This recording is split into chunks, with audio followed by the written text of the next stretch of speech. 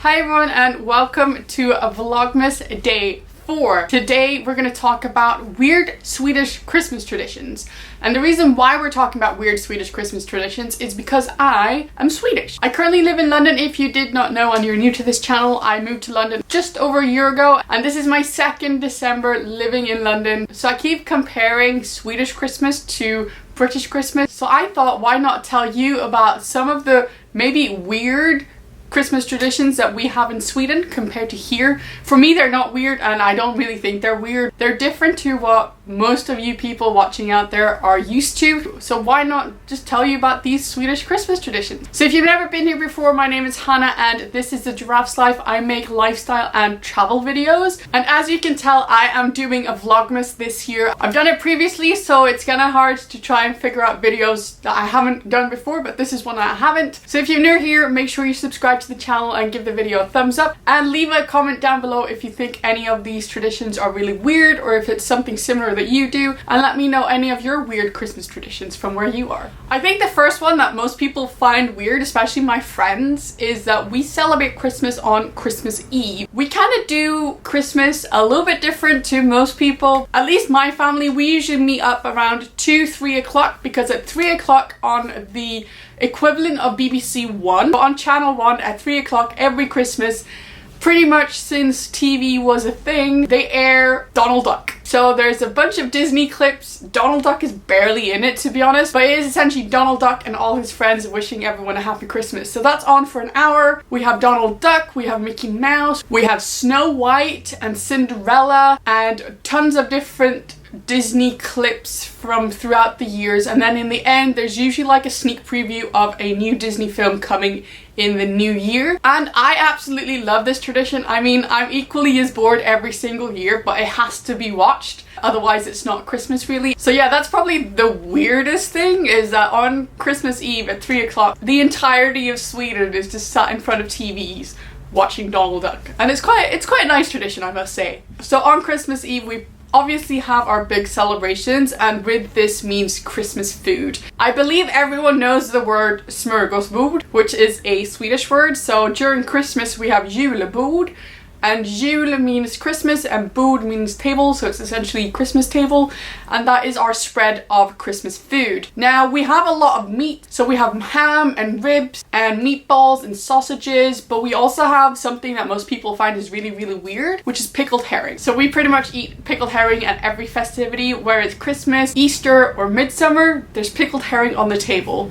We also have something called Janssons frestelse, which is like a potato gratin, but it's got anchovies in it. And I used to hate it, but I've actually learned to really enjoy it. And with Christmas dinner comes Christmas dessert. And in Sweden we have something called ris alla Malta, which is essentially just like a rice pudding, and it's delicious. But in this rice pudding, the tradition is that you're meant to put an almond in the pudding, and whoever gets the almond in their food, I believe they get some form of luck in the future, or if it's luck and love or something like that. So you essentially want the almond in the porridge. Not good for people with nut allergies though. So continuing with Christmas Eve traditions, after Donald Duck has been on and after like a couple of hours, the man in the house, either grandfather or father or uncle, they will go out and buy the newspapers. Every man in every household goes out and buys a newspaper in the afternoon on Christmas Eve. Why, you might think? Well, you just have to go buy the newspaper on Christmas Eve. It just makes sense, doesn't it? And then after 10-15 minutes, someone knocks on the door, and who is it? It's Santa Claus. So my favorite thing when I was a kid was that we celebrate Christmas in our summer house out in the forest. There was like literally no shops around, and my grandfather would go out and buy the newspaper,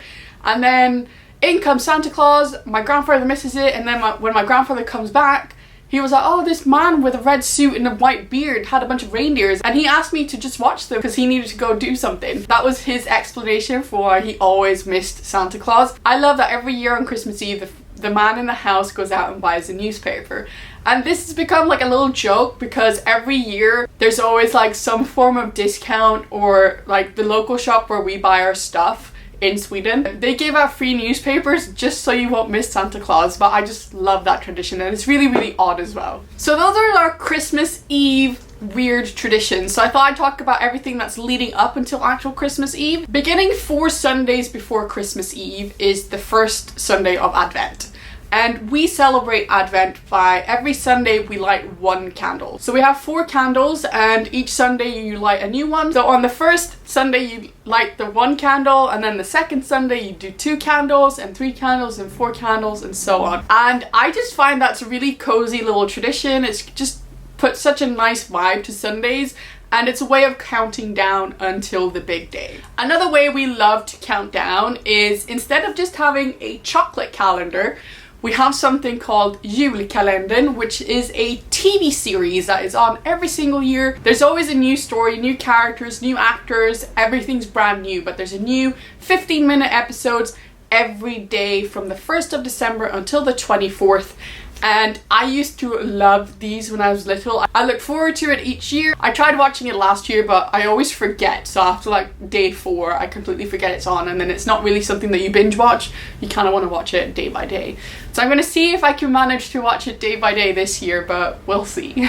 And then the last weird tradition that we have in Sweden when it comes to Christmas is the 13th of December, which is Lucia Day. So Lucia is on the 13th of December. We celebrate Saint Lucia, who I believe was the bringer of light. So how we celebrate this is usually in schools and also in churches, but in schools, in my school particularly, we had the full day of eating tons of tasty food and then playing a bunch of games, and then also watching our little Lucia concert. So in the front of the choir is Lucia herself, and she wears all white, and then she has a crown of candles.